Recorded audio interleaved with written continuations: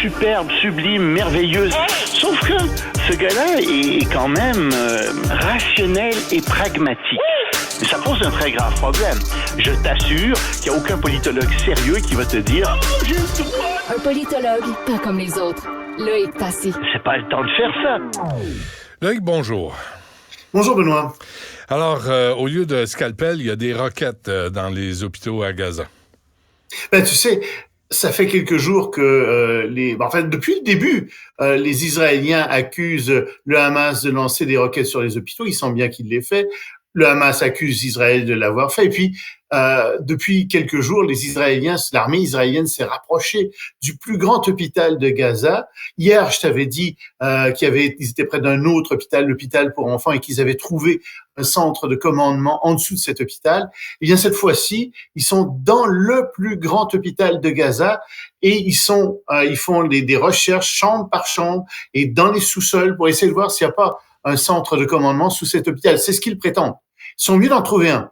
Parce qu'en termes de droit international, t'as pas le droit d'attaquer un hôpital comme ça puis de rentrer dans un hôpital à moins que cet hôpital camoufle des organisations de l'adversaire, enfin des installations de l'adversaire qui sont vraiment significatives. Alors, je leur souhaite vraiment d'en trouver. Je suis certain que leur système de renseignement est très, très fort aux Israéliens. Je pense bien qu'il y en a probablement là-dessous.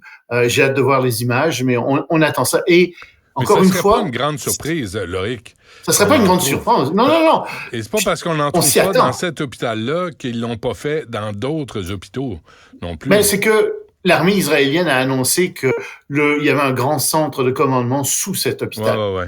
Alors, s'ils l'ont dit, moi, j'aimerais qu'ils nous le montrent. Si jamais ils n'en trouvent pas, mais ça va être un revers pour tous leurs services de renseignement. Ça va être un revers aussi dans l'opinion publique à l'égard de l'armée israélienne. Donc, ils sont vraiment mieux d'en trouver puis de nous montrer ces images-là. En attendant, ils vont de chambre en chambre, comme je te dis. Puis là, je sais pas ce qu'ils font. Tu sais, ça se pourrait fort bien qu'ils essaient de trouver des dirigeants du Hamas puis de les arrêter. Ce qui est vraiment pas non plus quelque chose qui est permis par le droit international. Mais tu penses pas que, je comprends là les demandes de cesser le feu, puis tu sais la commissaire au racisme systémique ici à Montréal, là, Mme Manaille, parle de cesser le feu, mais pourquoi on ne demande pas au Hamas de se rendre? Pourquoi on ne demande pas au Hamas de déposer les armes puis qu'on les arrête pour crimes de guerre, pour crimes contre l'humanité? Parce que je pense que ta question et ta réponse est contenue dans ta question parce que c'est des terroristes et ils vont jamais s'arrêter. Parce que ce sont aussi des gens qui sont des fanatiques religieux et qui pensent qu'ils obéissent aux ordres d'Allah. C'est d'ailleurs assez curieux que les Israéliens et les Palestiniens fassent la guerre au nom du même Dieu. C'est quelque chose qui marche pas. Je pense que ce Dieu-là est particulièrement schizophrène. Mais bon, tu sais, c'est assez ridicule en effet du point de vue idéologique seulement là. Mais on va pas rentrer dans le débat religieux, mais juste dire, oui, ils le feront pas, ils vont pas déposer les armes. Et tu as raison. En ce moment, demander une trêve dans Gaza Nord, dans le sud, je pense que oui. Il faudrait qu'il y ait une trêve, puis ça, c'est autre chose. Mais dans Gaza Nord, demander une trêve en ce moment, en plein milieu des combats, c'est comme demander aux Israéliens de cesser de combattre, de se retirer, et c'est donner une victoire au Hamas, ou en tout cas leur donner un match nul. Et ça, c'est impossible. C'est vraiment prendre parti pour le Hamas que demander une trêve dans Gaza Nord en ce moment. D'autant plus que, écoute, la plus grande partie de la population est sortie de là. Les Gazaouis sont plus dans Gaza Nord, donc attention aussi à ça. Aux États-Unis, la Chambre des représentants adopte un budget temporaire jusqu'en janvier parce que... Ouais, janvier, février, oui. Il y en a une partie qui va se terminer en fin janvier, puis une autre partie le 2 février, je crois, en effet. Et qu'est-ce qui va pas? Ils sont pas capables de s'entendre? Ils sont pas capables de s'entendre. Parce que j'attendais ton parce que, je me dis, il va rajouter quelque chose. Mais c'est parce que, en effet, t'as Mike Johnson, qui est le président républicain de la Chambre, qui est quelqu'un qui est un ultra-conservateur et qui s'en vante, et qui ne veut pas laisser qui veut pas faire un vrai budget. En fait, ce qu'il dit, c'est, je peux pas retourner le bateau en ce moment, c'est trop gros. Donnez-moi un peu de temps, je viens d'arriver à la présidence. Pour le moment, faisons un budget temporaire jusqu'en janvier, début février, 2 parties. Puis après ça, on verra ce qu'on peut faire. Alors, pour son budget, il a quand même réussi à avoir la majorité des démocrates qui ont voté pour ça, donc 336 votes. 96 votes contre quand même. Et ce sont pour la plupart des républicains qui ont voté contre. Il y a que 2 démocrates qui ont voté contre. Donc, tu vois qu'ils gouvernent en ce moment à la Chambre avec l'appui des démocrates. Mais attention, tout a été reconduit, d'accord? Sauf 2 choses. Il y a le budget pour Israël. On ne sait pas encore exactement combien ça va être, mais il semble bien que ça va être reconduit. Mais il n'y a pas mis d'argent pour l'Ukraine. Et donc, ce budget s'en va maintenant au Sénat, où les républicains et les démocrates, les sénateurs républicains et les démocrates s'entendent beaucoup mieux qu'à la Chambre, et ils vont essayer probablement de rajouter de l'aide pour l'Ukraine, ils vont essayer de modifier tout ça. Donc, on va voir ce qui va arriver. C'est pas la fin des présidences Moody's qui a décoté les États-Unis. Et ils ont décoté les États-Unis vendredi dernier en faisant passer leur cote de faible à perspective négative.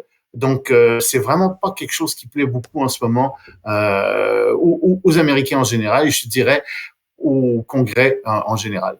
Bon, la Cour suprême britannique rejette le projet de déporter les immigrants illégaux au Rwanda.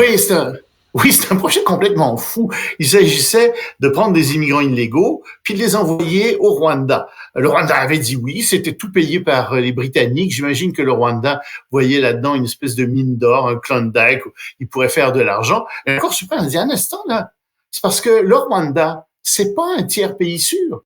Le Rwanda a commis énormément de crimes contre l'humanité. La règle de droit est pas vraiment respectée au Rwanda. Donc, on peut pas envoyer des gens au Rwanda. Ça pose un problème.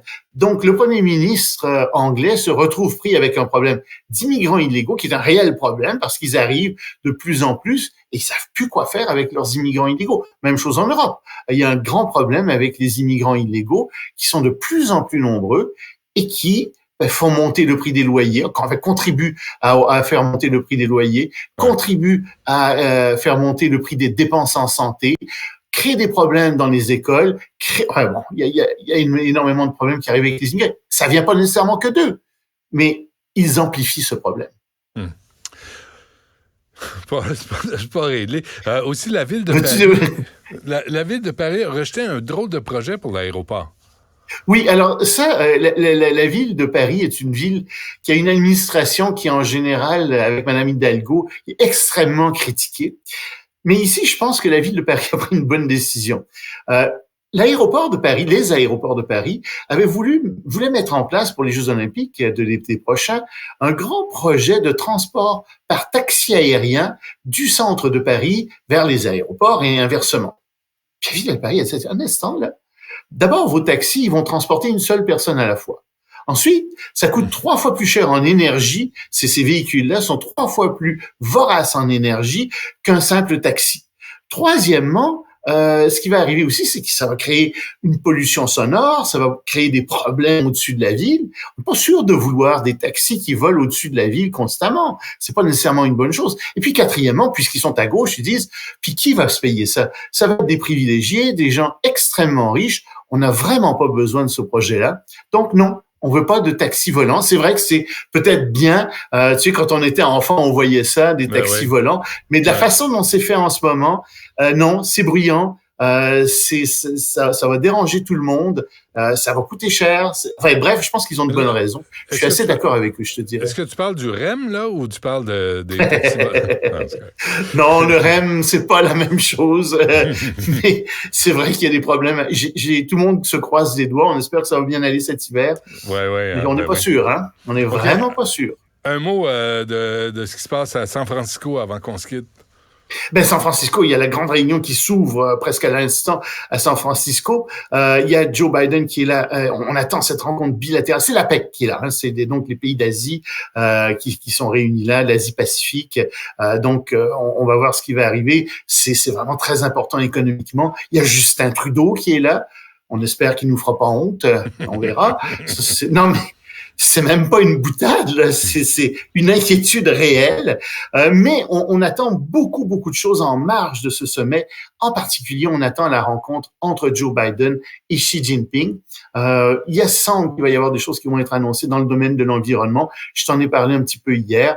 Il y a personne qui s'attend à un grand rapprochement entre les États-Unis et la Chine.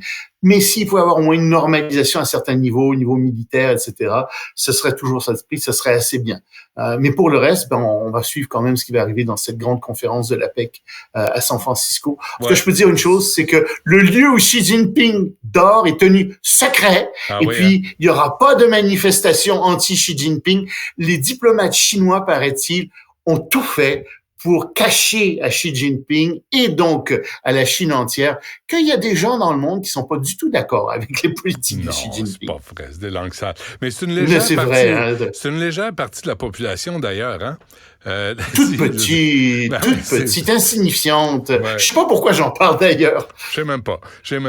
Loïc, on se reparle d'ailleurs demain à même heure. Merci. Ça marche, à demain.